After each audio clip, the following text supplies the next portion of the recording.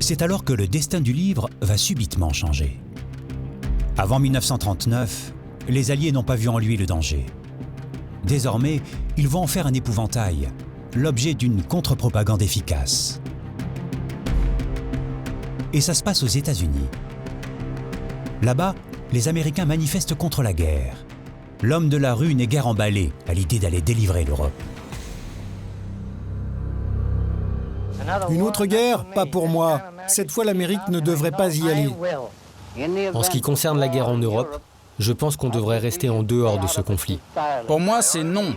Oui, combattons!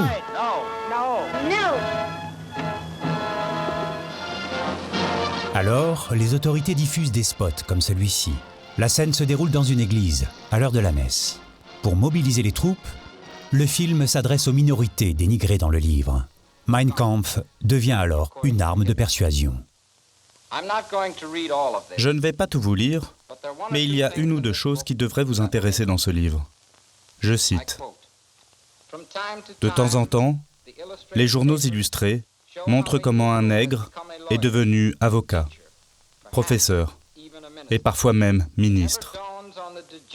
Il n'apparaît pas à l'Amérique dégénérée que cela soit véritablement un péché contre la raison, une folie criminelle que d'entraîner quelqu'un né à moitié singe à croire qu'on a fait de lui un avocat. Ce livre a été écrit il y a 20 ans et le plan qu'il poursuit est devenu réalité.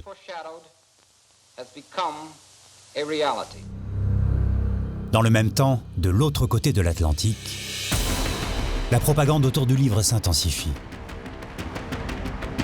La guerre est aussi une bataille d'idées. Et pour l'emporter, le Reich veut imposer son évangile nazi dans les écoles.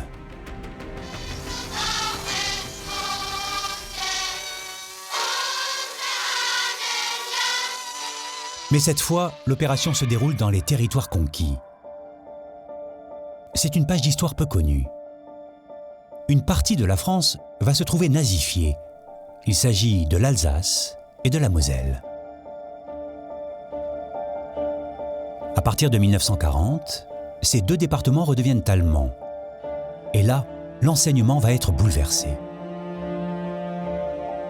C'est ce que nous avons découvert aux archives départementales d'Alsace, à travers le témoignage de Marguerite Forster.